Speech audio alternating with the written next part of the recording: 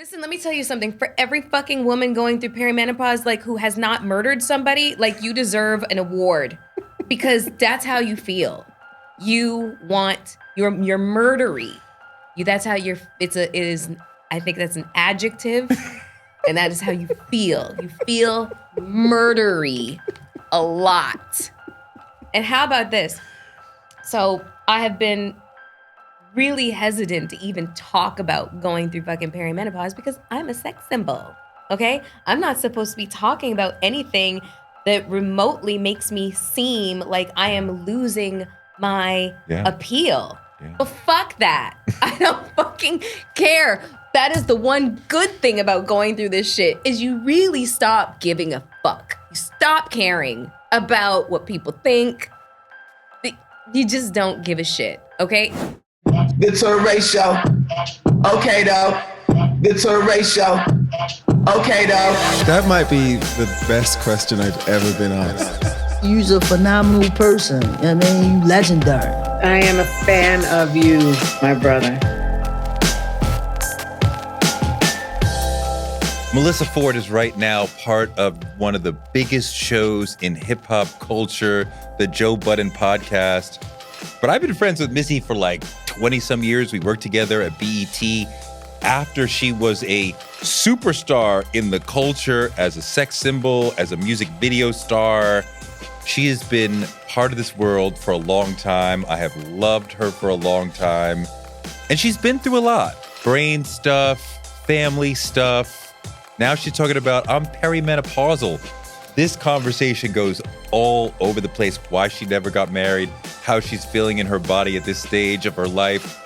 What is the genius behind the Joe Budden show? We get into all of that and more. Amazing conversation. My homegirl, Melyssa Ford, on Touré show. On the Budden show, Joe Budden, yeah. The other guys didn't really make a big deal out of Kendrick saying, you're a deadbeat dad, Drake? It was, what happened was we were getting ready to tape and the song dropped. Yeah. At that moment. Right. So you're like so live they reacting. were listening to it. We were all listening to it in real time. Yeah. And it was just like, oh my God. You know what I mean? Yeah. I'm passive in this whole situation. Like I'm such a passive listener. You know what I mean? Okay. Like the last beef I had any kind of like investment in was like Ether and yeah, exactly. Okay. So way back then. Okay.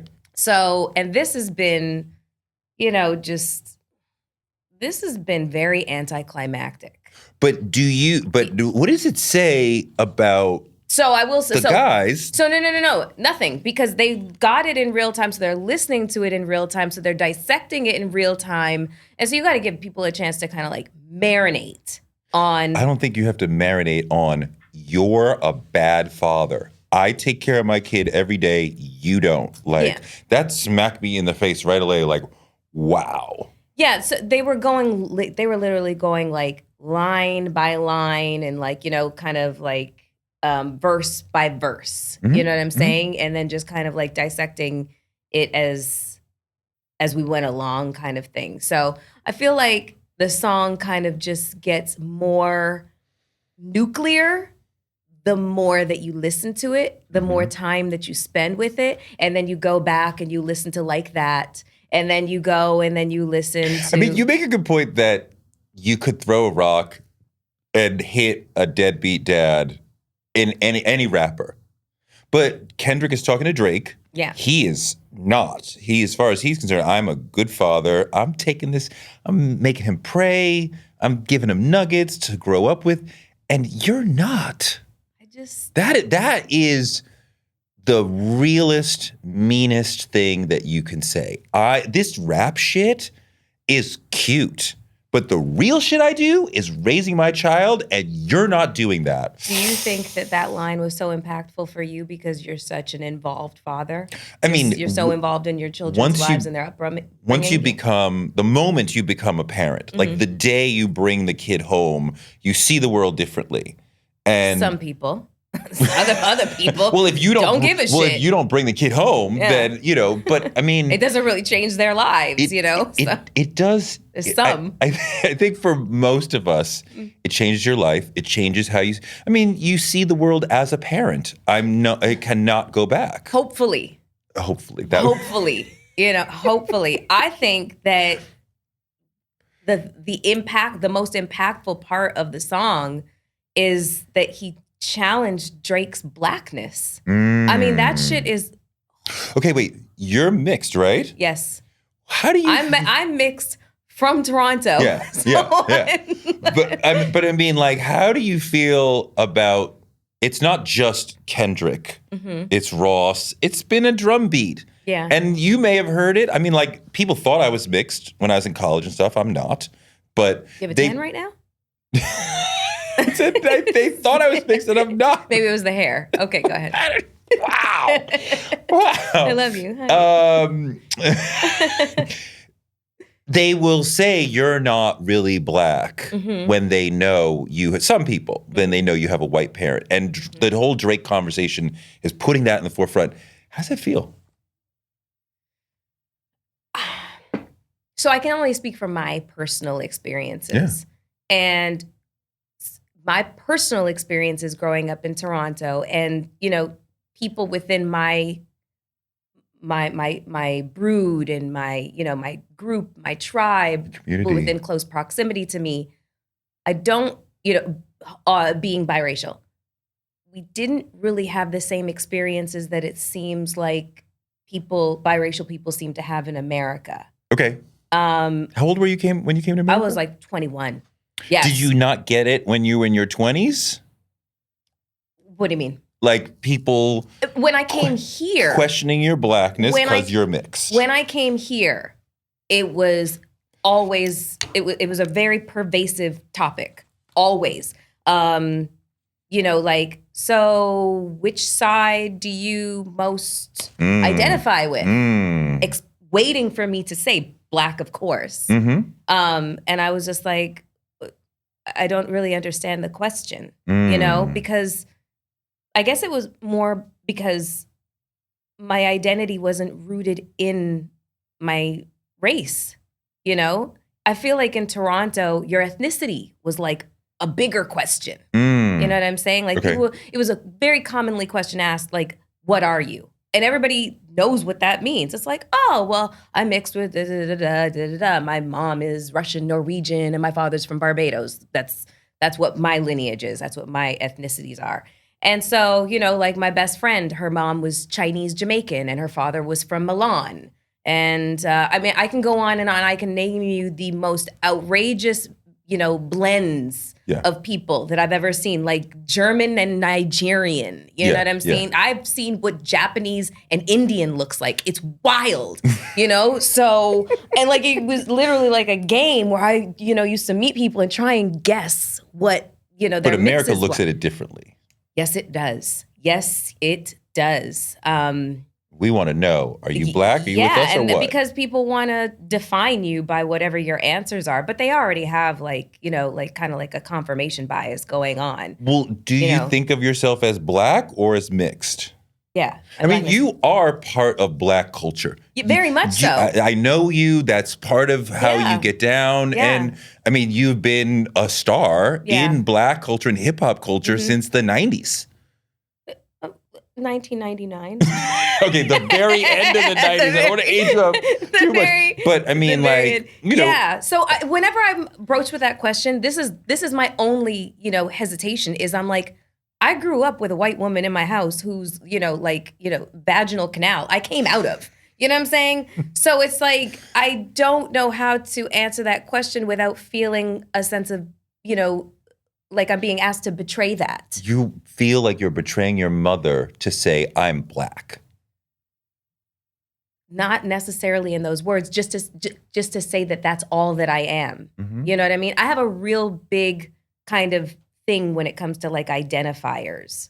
You know what I'm saying? And I just, because I was born and raised somewhere else where it wasn't a thing, it wasn't something that I was, confronted with having to define constantly.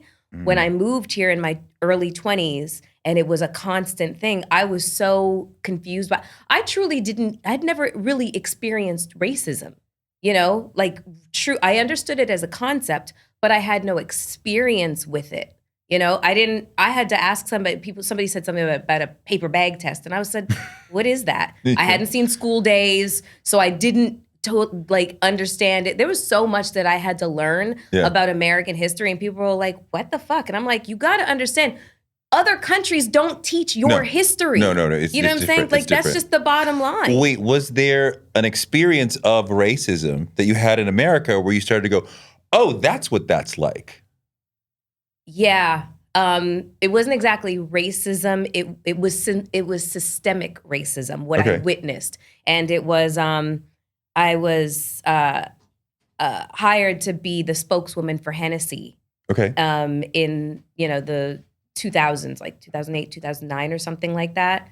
And I had to tour the country promoting the brand. And they thought that it was a brilliant idea to have me, touring liquor stores. Okay. Liquor stores. Okay. In the biggest markets. And guess what those markets are? New York, New Jersey, Detroit. Chicago. DC. LA, Miami. Philly. Houston. Yeah, exactly. And have you ever gone to like liquor stores in the hood? In like all these cities that I'm talking about, like stepping over chalk outlines type of shit. You know what I'm saying? And so on paper, when they're looking at the map, all these people in this boardroom, they think that they're brilliant. Oh, we're gonna send her here. Look at the zip code and blah, blah, blah. And I'm like, do you guys want to see what this shit looks like? My handlers were like, don't get out of the car. You know what I'm saying? And so while I'm driving around these neighborhoods, I'm starting to understand what Reverend, Al Sharpton and Jesse Jackson were talking about when they were like a liquor store and a pawn shop and a church on every corner. Yeah. I was like, you're starting to see the structure of America. Is fucked up. Yeah. Yes. Yeah. And then I started to feel this overwhelming sense of guilt that all of these people were coming into the liquor stores because it had been promoted that I was going to be there. And they had to purchase in order to take photos with me. And so I felt like bait. And I felt disgusting. I felt so yucky. And it was like a very eye-opening experience for me. And it changed me forever. That's really powerful. A huge part of your life is your inner child. Whether or not you think about them, they are in there shaping how you see the world. Maybe you should give your inner child some attention and see how they are influencing you. Give therapy a try.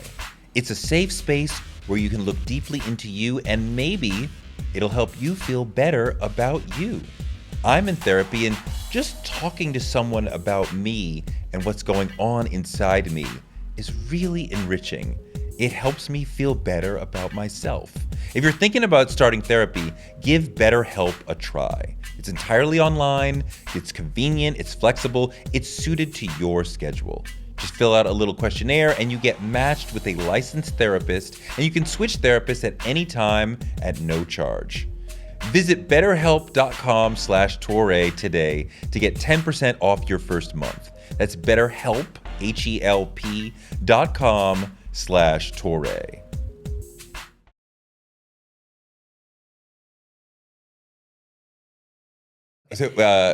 So going through the Hennessy experience led you to become a problem drinker? Yes. And it wasn't Hennessy that I was drinking because brown juice, not really. What were you drinking? No,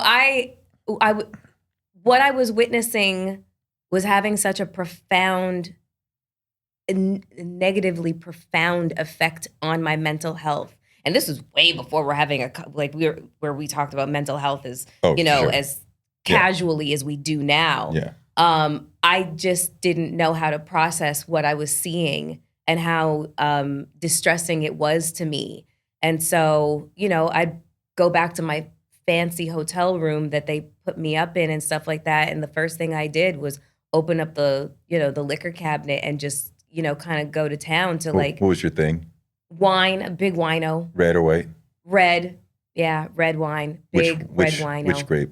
Which did you like? Well, my favorites, Camus, Opus 1, Alpha Omega. Those are like Cabernet, Merlot. Cab. Yeah, Cab. And also vodka. You could do a bottle easily. 2? No, I probably needed somebody to help me. So you could do, but you could do 1 bottle a night. Yeah, easily. Over and over and over. Frequently, yeah. While I was on that tour. Because you were depressed. During that tour, it was wildly depressing. Wildly depressing, just to kind of like show up and just be this prop and understand the expectations that a whole lot of people in, headquarters had of you. It just was not nearly as glamorous as I thought it was going to be. Like, I was so excited when I got the gig to, be the face of Hennessy, and it just wasn't what I expected it to be. And I was on the road for 5 days out of the week. So when I would go back home to LA, I'd get back home Saturday afternoon and I would just sleep all day. Then Sunday was basically turning over my suitcase, laundry and shit like that. Monday I was back out the door, and this was for like 6 straight months. So it was hard. So what did you do to get out of that drinking and depression?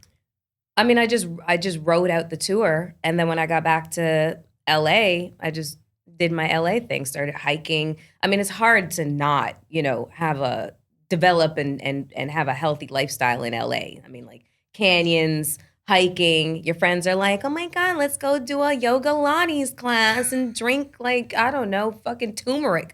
You know what I'm saying? So it was very easy for me to get back to myself, or like, after that. But I mean, throughout the course of like the 24 years that I've been in this industry, I've definitely had to, self-soothe through the use of like, liquor at different points where I was having like a hard time mentally. So are you an alcoholic? No, not now. I barely drink. Right. Yeah. Same. Definitely got a hold of it, years ago. Yeah. But had to acknowledge that was what was happening, that I was having like a real issue with my consumption of alcohol. And the crazy part is I tried to tell people. I tried to tell friends, I think I might need AA. And people are like, no, you don't. Try and be in this industry. Yeah, you know what I'm right? saying? Yeah. And acknowledge that you have like a problem, or the beginning of a problem. And most people will just be like, you know what I'm saying? Yeah. Because I don't know, possibly there's one reason that if you acknowledge that you have a problem and you tell them, they might have to acknowledge the same thing about themselves. So yeah, I definitely said it to a couple of people that I was like, I think I might have a drinking issue. But people weren't supporting. And they were not supporting. You're fine, girl. But, folks who can drink a lot and it's not a problem for them. Yeah. That's different. That's great for you. Got to the point where I was like, I would see wine being consumed in a commercial and I would start to salivate. I think that's a problem, right? Yeah. Okay, so then I had one. Yeah. It was I couldn't go past the liquor portion of like a grocery store without like stalking the aisles, and reasoning to myself, like how I could, just one more, or I'll stop next week, or whatever. Just the excuses I started to make to myself to justify, or it's just wine. You know what I'm saying? Wine is such a gateway to like really, really, really toxic behavior. I mean, I had to confront many years ago, like that I was a problem marijuana user and that I couldn't stop, I couldn't control it. I had that too. And I had to get in there and go like, okay, you have to stop. Yeah. And there were some things that I said to myself that allowed me to climb out of it. I mean, one important thing was recognizing there is a voice. The addiction takes on its own voice inside you, and it's arguing for its survival. Yeah. And when you realize, okay, you are a separate outside voice, you are not me, then I can like see, oh, you're like, It's rainy. We should smoke. It's sunny. We should smoke. I have a lot to do. I have nothing to do. Like, you are just, that's your answer for everything. Okay, you shut up. Yeah. And now I can actually hear myself say, like, I really should stop. For me, with marijuana, where it got like out of control was I could not leave the house without smoking because I didn't think that my personality was exceptional enough. I didn't think that I could be vivacious or, present the best version of me without the assistance of being high. I thought that high Melyssa was a super vibe. And, people kind of confirmed that for me. They were like, oh my God, we love high Melly. We love drunk Melly. I was like, well, what about straight and sober Melly? How's she? The fuck? Well, that's interesting because you always get a lot of attention because you're gorgeous, right? Thank you. So, but if you're saying you're feeling the attention is coming because of my looks, but do you like me and my personality? Well, unless I'm high, you won't. It was a weird kind of justification for me because it's like I was late too. I was late to the party when it came to smoking When did you start? weed. I started smoking at like 21. Right. Mm-hmm. Like I had a boyfriend. He introduced it to me. All my friends used to smoke, and I was like, like just rolling my eyes, judging. The Bob Marley would start playing. I'm like, I'm fucking out of here. You know what I'm saying? I didn't smoke in high school because I was like, so many black people have a problem with drug addiction. I can't be part of that. And I got to college and like, let me just see. Yeah. For me, it was like I was, a boyfriend, and we had some fun.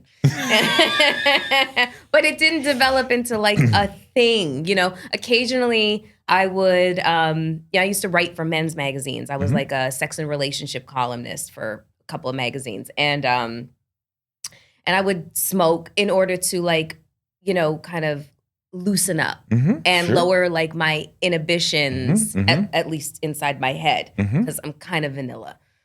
Sorry to disappoint y'all. What does that mean? It means that, I'm not hanging from the fucking rafters. I'm not doing a threesome, in Miami Beach. Like, I'm not like that girl. You know what I mean? I'm not pegging a dude. Like, that's not me.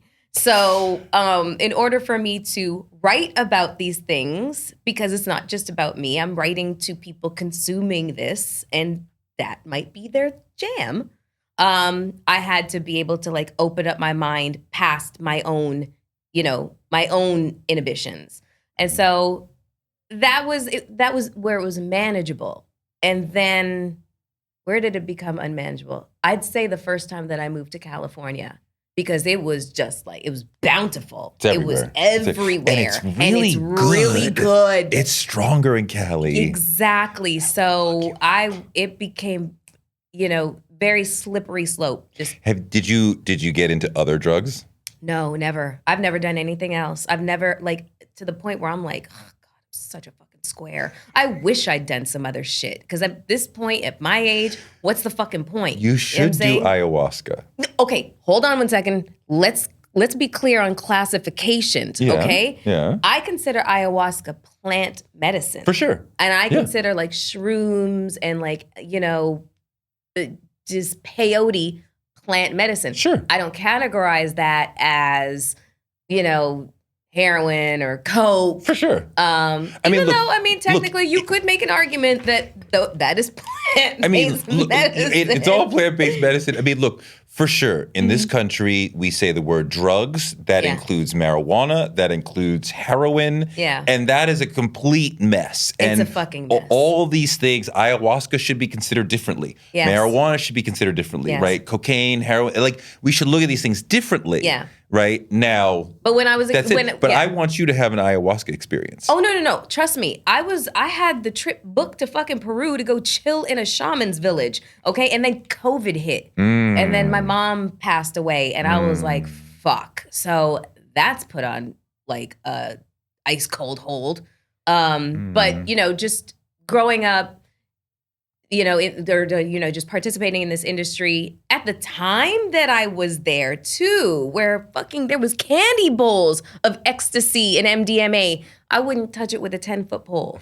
Well, I wouldn't do those things in public. I mean, I need like a you controlled. do realize who I was around, you No, know, I know. like at the height no. of like my music video career. Yeah, For sure. For sure. The candy bowl was being passed around, and I was wanna like, jump "Thanks, back, I'm good." I want to jump back for a second because I asked you about the comments around Drake and being mixed, and this sister on TikTok said it is ironic that y'all are coming at Drake for being mixed. Oh, I saw that one. Because he is phenotypically what you really want in a woman. And that's you. Oh, right? I didn't see that like one. a beautiful mixed woman is what a lot of black men like hold up on the highest pedestal. The video that I saw was the woman who was basically saying, "How are you coming at Drake for what your wife is, Kendrick?" Oh. She was just like, everything that you criticize him for being, like his close proximity for whiteness, et cetera, that's your wife. I don't. And I was like, But it highlights. I mean, yes, the irony, perhaps hypocrisy, is real, but also the different experience of a mixed man who's going to have other guys being like, "You ain't really black," and people are like, "Please, like, I want to talk to you, whatever." Yeah, there's definitely, I guess that would be a double standard, you know? For sure. Yeah, it's definitely a double standard where it's just like, it's an insult to say, stop acting light-skinned to, like, you know, from one man who's darker complected to his light-skinned 100%. counterpart. 100%. You can read right through what that statement means. But light-skinned women being the quote-unquote, a lot of men's prototype, yeah, it's a huge fucking double standard. Like, I guess hypocrisy doesn't really actually matter when you're constructing like a diss song. You know what I mean? No, it doesn't. It doesn't fucking matter at all. It's just, you know. Who cares? How are you? We had a deep conversation a while ago. I know you 20 some years. About your brain. And after your accident, your car accident, 2018? Yeah. You had a rough time because it affected your not your mind, but your actual brain. Yeah. Right? Like, what happened? So with the car accident, I had a skull fracture, massive concussion. My brain was bleeding. And so This is on the highway? It was on the highway. Yeah, I got hit by a truck, and this was on the highway. And one of my girlfriends said to me, you know, just like I was having one of my, you know, episodes is what I called them, and I had quite a few of them. What does an episode mean? An episode would just kind of be. It was marked by a couple of different things, several different things. Sometimes vertigo, extreme vertigo, where I couldn't really pick my head up off of, like I'd have to lay down and couldn't pick my head up off the couch. Or if I got up, I'd have to hold on to walls and everything. Just, you know, if I lay down, it felt like a tidal wave was washing over me. It was like extreme vertigo. And also the inability to emotionally, you know, to manage my emotions. I would be full of rage, and I couldn't really explain it. But that's basically because my brain was fractured. My dopamine and serotonin receptors were like all fucked up, you know? And for me being, you know, a super cerebral person, you know what I mean? Like my job is basically to communicate. It has been for a really, really long time. Yeah. For me to not be able to, in the very beginning, I had to go to speech therapy because I would think of what I was trying to say, but I couldn't say it. And that was the weirdest feeling ever. Like, I remember I was stuck on, I couldn't say the word Terminator. No, exterminator. So you did it again. Yeah, it still gets jumbled up. Like, there's still certain things that I just, it'll, weird shit just will like, just not fire off. You know what I mean? And around the time of the accident and the year preceding it, or the couple of years preceding it, it was really on full display. And I was kind of after it. yeah, and I was kind of like, I did so much work to try to hide it.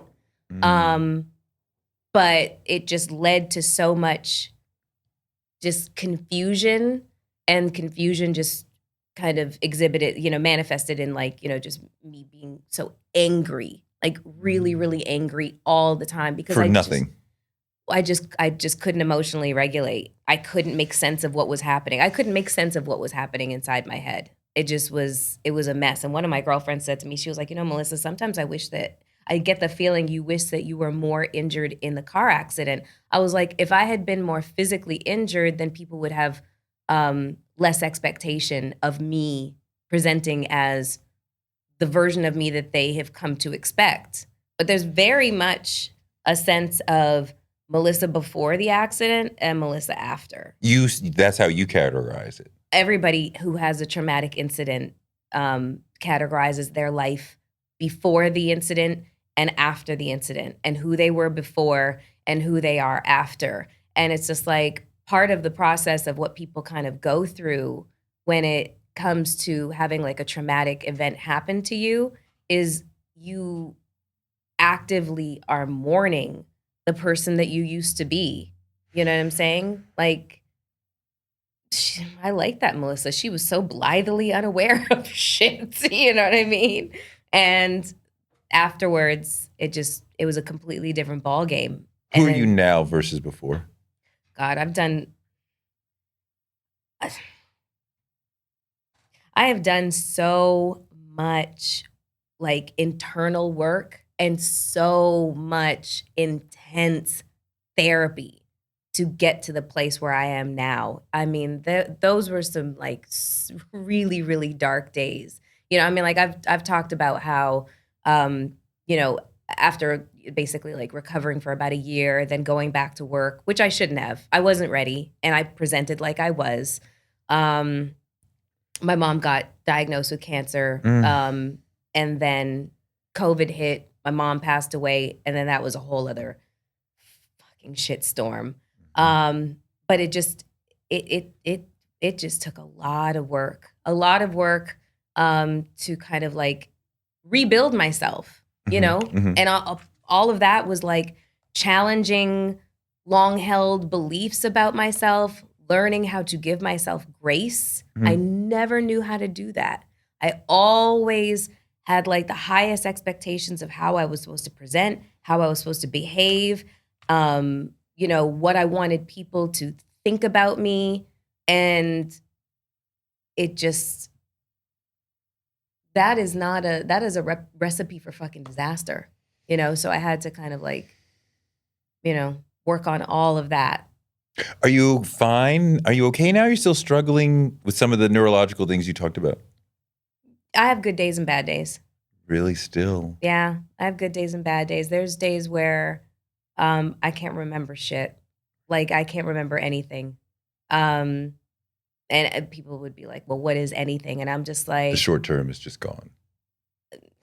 It's wild. It's hard to explain how it like affects me, but how it really presents itself is thoughts just get stuck in my brain, and I can't articulate them, no matter how hard I try, and it's frustrating because I'm a podcaster. Yeah. So it renders me silent sometimes when I don't want to be, and then people judge me on that.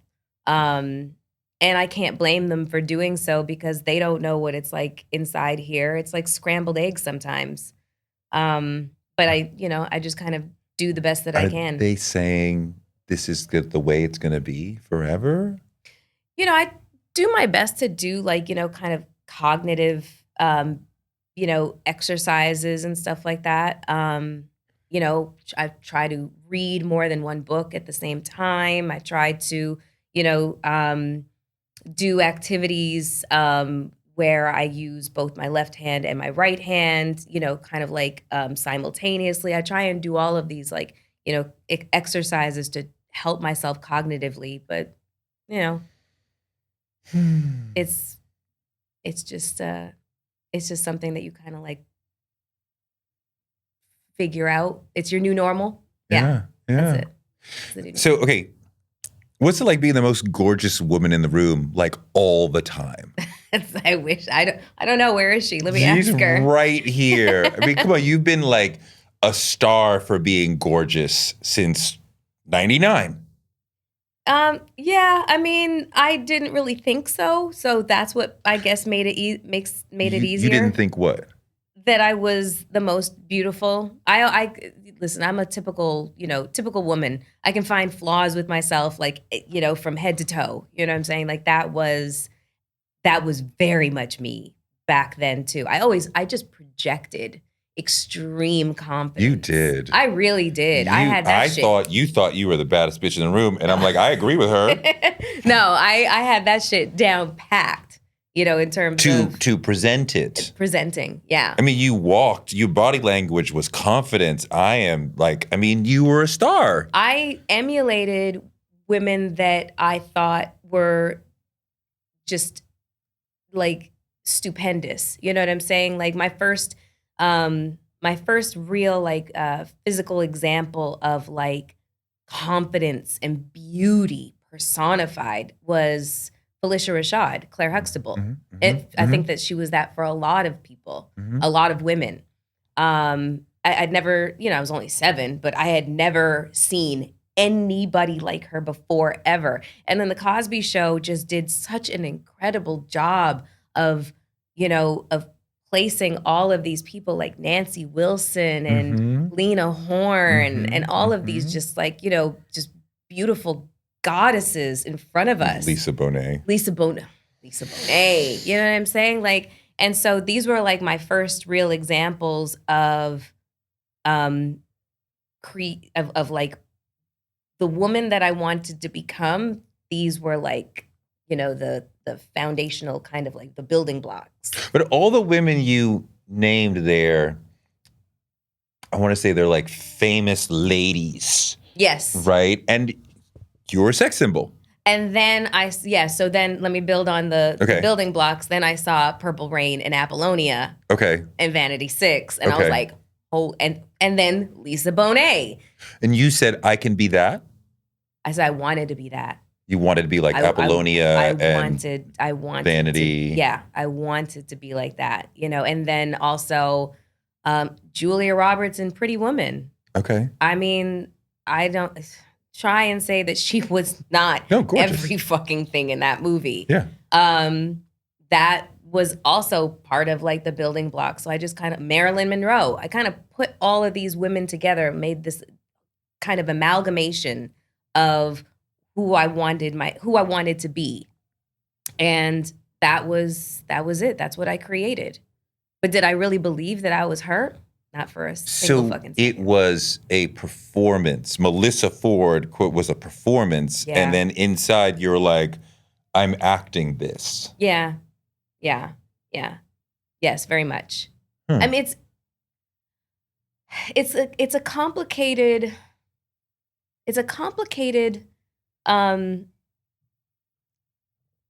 conundrum, to see the reaction that people have towards you,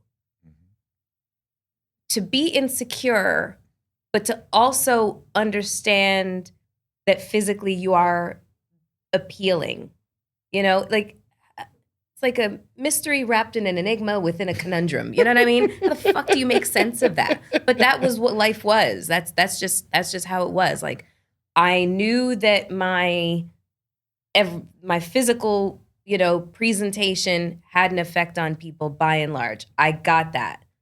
I just was like, are you fucking kidding me? Like I thought I was fat. I hated my hips. I hated the size of my ass. I had complaints with everything, but I never let anybody know that the depth of my insecurity. I thought that allowing people to know that would have been like showing like vulnerability and a weakness. But you're still able to show up for these videos looking the way they wanted you to look. Because some women would be like, I don't know what you see. I don't see that. I can't go. And you were like, I'll keep going. I was just like, I'm gonna ride this till the wheels fall off until I'm found out or something like that, or until the jig is up. I don't know. Like I didn't have a plan. I didn't have a plan of action whatsoever. I didn't know how to plan. You know what I mean? I had no clue what I was doing. I just made it look like I knew what I was doing all the time. I imagine that it would get you, the beauty would get you into situations that maybe you're in over your head, right? Or we're like, I don't really want to be here because some man probably is like, she's gorgeous, I'm attracted to her. And now, not that you can't say no, not that we're horizontal or whatever, but like he is asking things, you know, he is pressing, and I'm like, I don't want this attention. Yeah, I mean, definitely that happened more than once. You know, but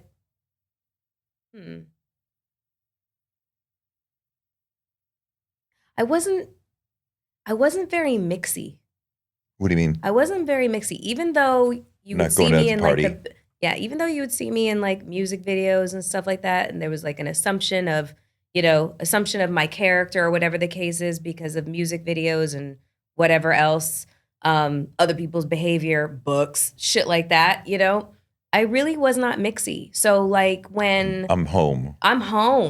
I'm not trying to date the artist. I'm not out at parties. I'm not, you know, just doing drugs. I just didn't. Out of fear for, you know, fear for people thinking things about me, garnering a reputation from being outside too much. And, you know what I'm saying? Like, I just felt like it was so hard to fight off the perception as it was, just participating in music videos. The perception already existed.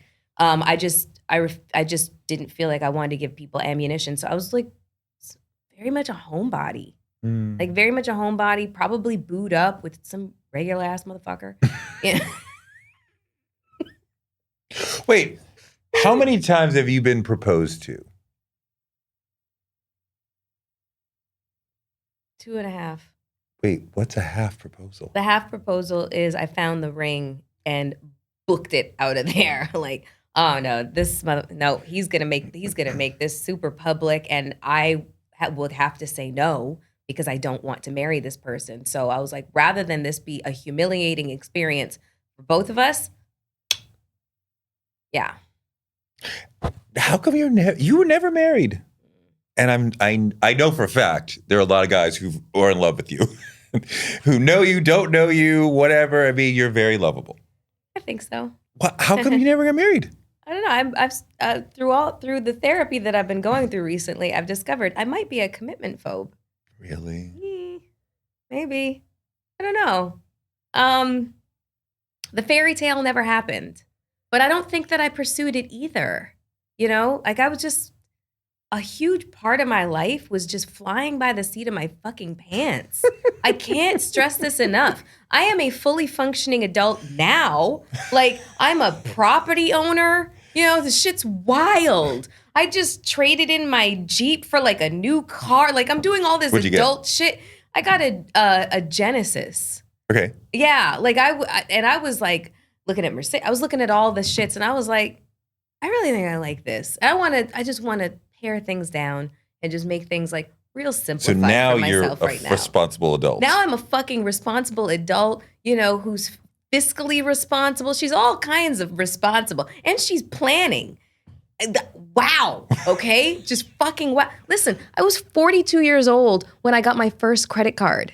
Wait, what? Yes. Okay. Wait, how did you pay for shit before that? Cash was king. And I never knew when I was going to fucking have it. This business is feast, famine, feast, famine, feast, famine. So, you know, like, that was meh. And also remember, I'm a Canadian citizen. So it wasn't exactly that easy for, you know, anybody who comes from another country to just get credit. Doesn't really happen like that. What's the longest relationship that you've had since you're a commitment phobe?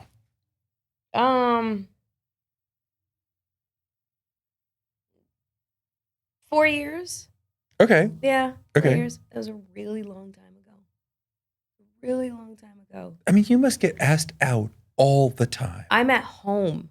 I don't get asked out at all because I'm at home. I go from work to home, and I might go do brunch with the girls. You know, all these TikToks and reels where like girls are like, talking about how, well, shit, if I'm gonna actually start dating, I probably have to leave the house. I have to meet a man. Yeah, I have to talk to a man. Like, I don't want to talk it's to like I totally fucking relate because I go home and I'm so comfortable there, and I'm so comfortable in like the life and the existence that I've created for myself, and it's just so scary out there. But this is relating to one or two things that I do see women saying on TikTok, especially, that if you want to date me, you're competing with me. And yes. I like being with me. I like the things that I do. So to being with you has to be more interesting than me being with me, and it's probably not going to be.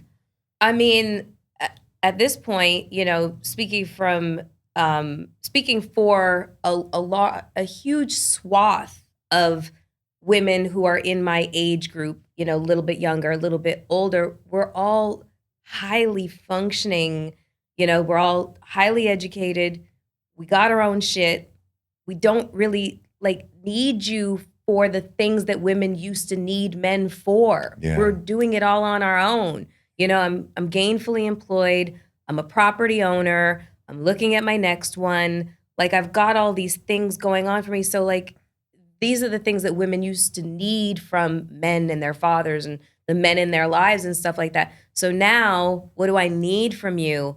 I need you to be emotionally intelligent. You just killed 75% of the male population. I mean, I need you to be an adult. Like, I also need you to be accountable in the way that I'm accountable. Like, I'm not looking at you as a trauma center to repair me, and I am not that for you.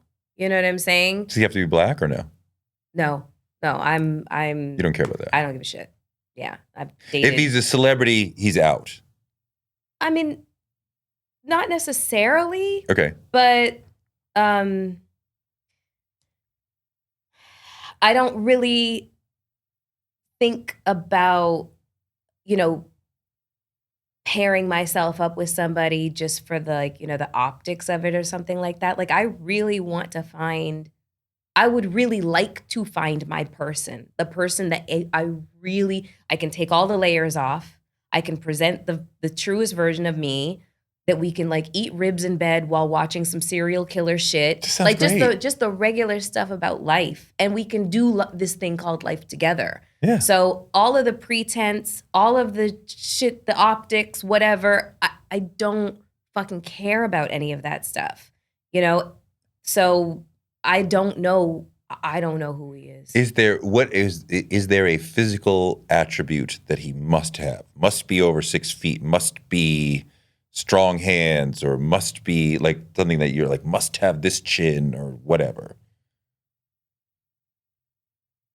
When they talk about manifesting, manifesting your soulmate or whatever the fuck, manifest, when you manifest, you have to have a clear picture.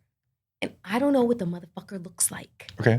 I don't. Okay. Like, if you were to look at the guys that I've dated, my friends are like, by looking at the guys you've dated, Melyssa, I can't guess your fucking type. Right. Because what the fuck? You have dated lumberjacks. You have dated, slick back hair Guidos. You have dated African princes. You've dated, and I'm just like, yeah, I have. What did they all have in common? I hate this phrase, but everybody knows what it means, like that alpha, kind of thing. You want an alpha guy. Well, I just want somebody who's, like, the whole idea of alpha and then beta is like somebody who just like, okay, whatever you want, blah, blah. I don't want that. Okay. I don't want that. Like, I want an equal partnership, and I have a strong personality. You do? You can be super laid back. Yeah. You know what I'm saying? You can totally laid back. Laid back doesn't equal beta. You know what I mean? But like, I want a guy who's, I want, it's going to sound fucked up, maybe a little bit toxic, but like, healthy dose of fear of? I don't know. Healthy dose of what? Of what? A healthy dose of fear. Oh, for him to have a healthy dose of fear. No, me. Oh, you want to be a little afraid like of him. daddy. Oh, Yeah. Oh, my daddy issues just presented themselves. Whoops, sorry. Because you said your dad passed when you were 15. He passed when I was 15, right when he was supposed to tell me how I'm supposed to expect men to treat me. And you want somebody to replace the feeling that you had vis-a-vis him. I think that would be safe to say. I miss it. There's definitely I had this experience one time with this huge celebrity, black man. And it wasn't a sexual experience. Let me just be clear on that. And if it was, I'd tell you, but it really wasn't. I couldn't figure out why I was so drawn to him and wanted to like hang out with him. It wasn't because I wanted to hang out with this person, you know what I'm saying? Like the name. It was because he presented like my father. And I met him like your dad. I met him like 5 years after my dad had died. And I really, really, really, really missed having like a father figure, like that presence. I missed it so much that I hung out with this, uber fucking celebrity who basically for that, afternoon, evening translated into like kind of like a dad figure. Like he gave me advice. We ate lunch, we talked shit, watched some TV, and then that was really it. Strange story, I know, but no. So does this potential man have to be significantly older or feel older? Because you want to be afraid of him, you want him to kind of replace your dad. So, and let me just. A healthy dose of fear is kind of like, not that he's going to physically harm me. Of course. No, it's just like, if you kind of get out of pocket, he looks at you like, keep it up. Okay, I'm sorry. You want that. You do. You want to, every woman wants to kind of feel like a tiny, little kitten. You know what I mean? I think so. Maybe I shouldn't speak for the whole population of women. I shouldn't do that. But I remember that feeling, and it's a good feeling. It's a good feeling. But yeah. So does he have to be necessarily older? No, but like old soul kind of maturity. Yeah. That's necessary. Yeah. So I've had a wild ride. Like, I've lived a lot of life. You have. Yeah. So, I don't want somebody who's had as colorful as an experience as I've had. You're at a career zenith, kind of, right?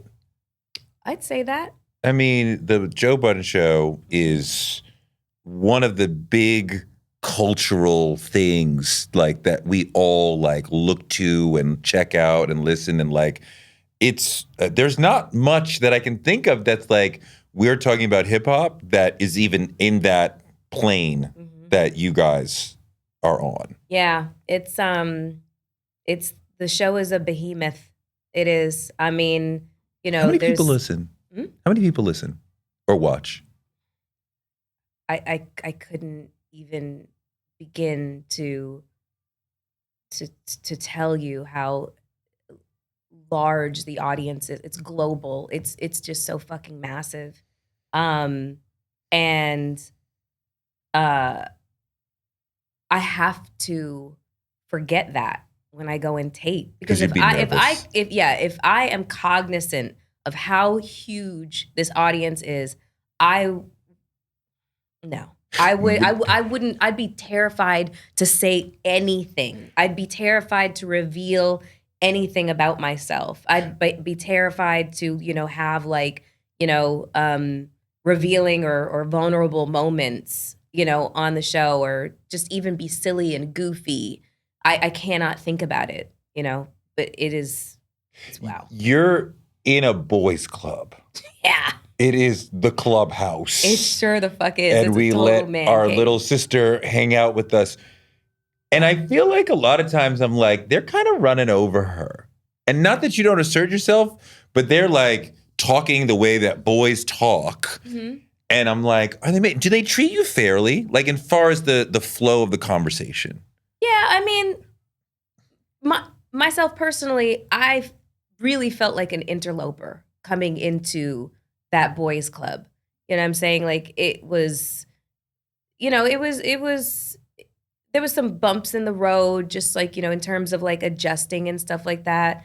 And just, really a large part of the adjustment was me adjusting to the guys, because I'm not combative by nature. Right. Like I'm Canadian. I'm really nice.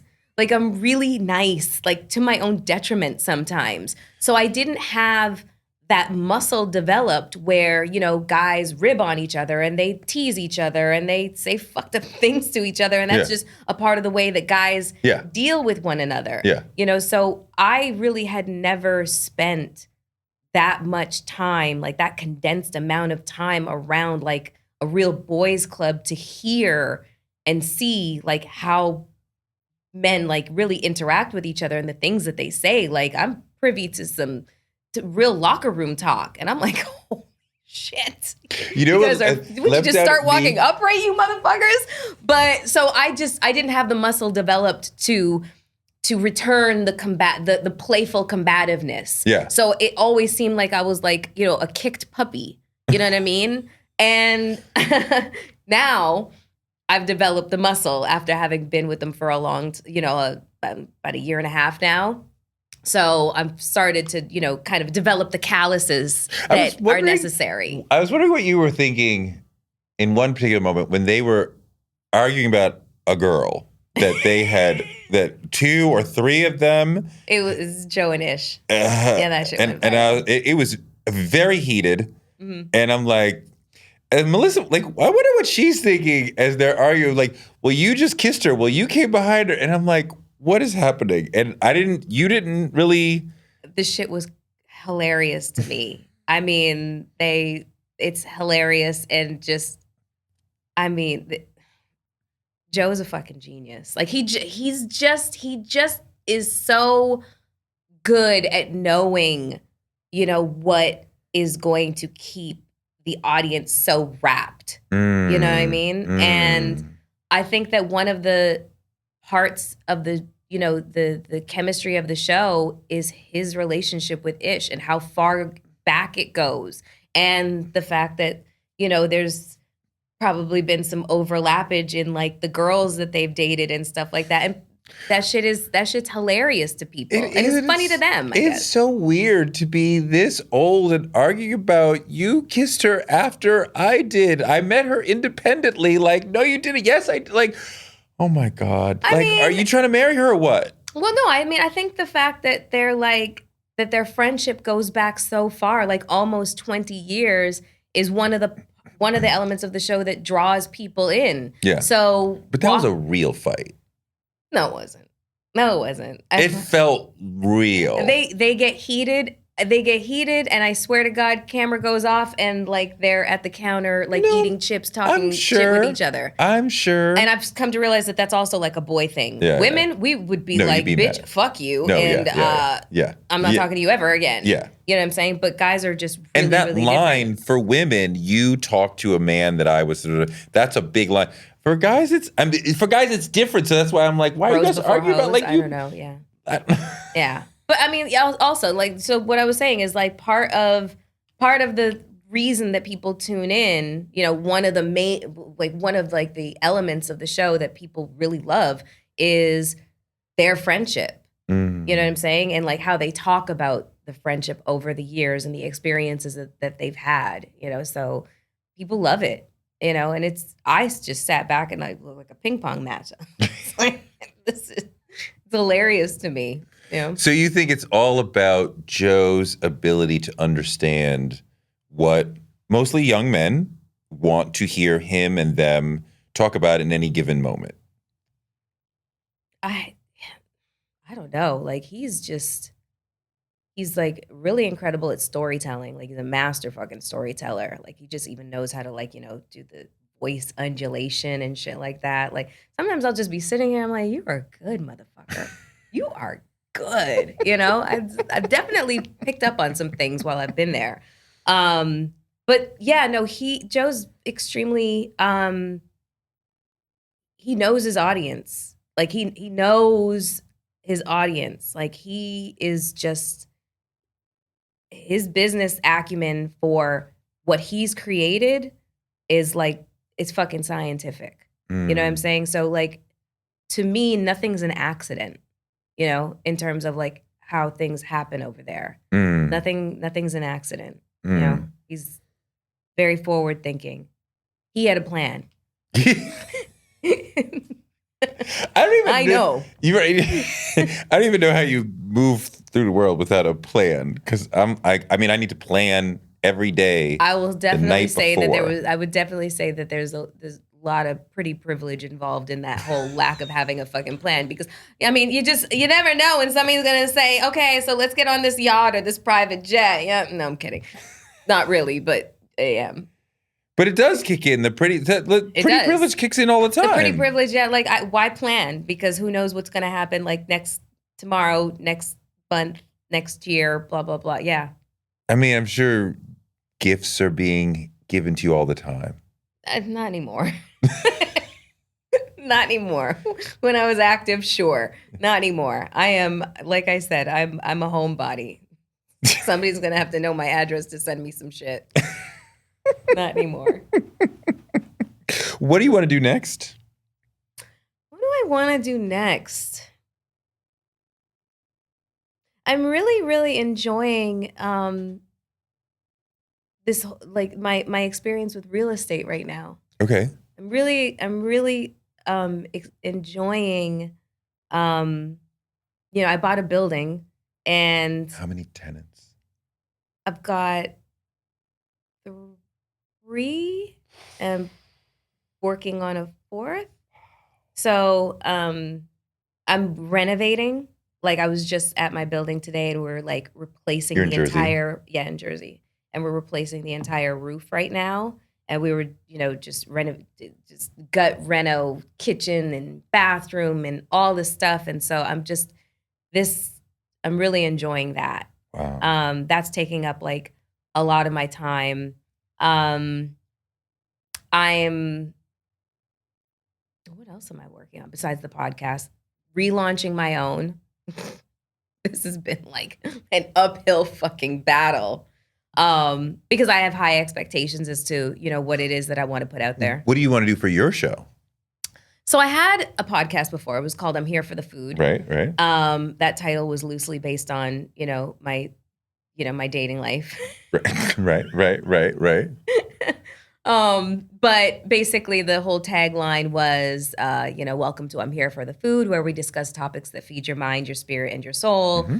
And I had everybody from like death doulas to former porn stars to sex trafficking recovery experts on the show. If I found you fascinating, if you existed on the fringe of society, I wanted you as a fucking guest. I wasn't so much interested in having celebrities on as I was having fascinating people that I thought had something to really contribute, or also people that you thought that you knew and thought of in a very one-dimensional manner, like porn star, and flushing them out as a 3-dimensional human being, and just